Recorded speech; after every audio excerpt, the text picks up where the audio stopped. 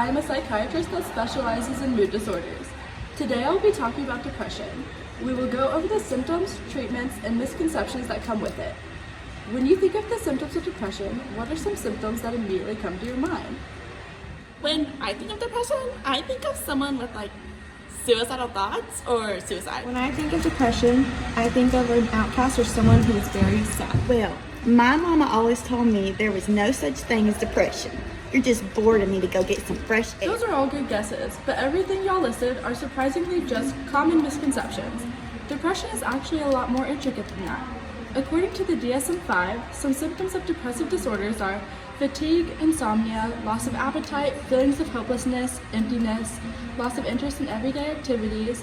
There's also a lot of self-care, hygiene, and could be I feeling. thought that loss of appetite and not eating was only related to eating disorders, not depression. Although lack of interest in eating can correlate to eating disorders, it is also a main symptom of depression that most people are not aware of.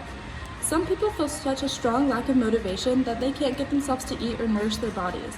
Other times people may feel as though they just want to sleep all the time to avoid problems, stress, or feelings that arise when they are awake. Well, now that we're going into more depth about the symptoms of depression, I think I may have felt this way before, but I never thought I could have it. I have felt sad before. It was when my parents asked me to do chores. I didn't feel motivated to do it. So, does that mean I'm depressed? Actually, if you were listening to Dr. Mark, you would realize that just because you feel sad every now and you don't want to do chores because you're unmotivated doesn't mean you have depression. Are people with depression just meant to suffer, or are there some ways that people can get treated for depression? Well, nobody is immune to depression.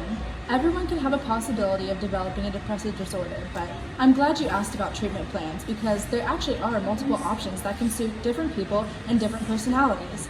The main treatment for depressive disorders are different forms of therapy and medications or a combination of both. Some people may favor only medication, while others may not prefer taking medication, but prefer only talking to a therapist, and some people may benefit from both medication and therapy. That's good to know that there are different options on how to combat depression, and that you aren't doomed if you have it.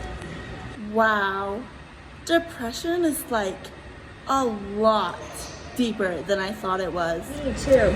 I feel like I'm able to view depression in a new light now. I hope I was able to teach y'all that depression is more than just the stigma that surrounds it, and that just because you have depression doesn't mean that you will be depressed forever.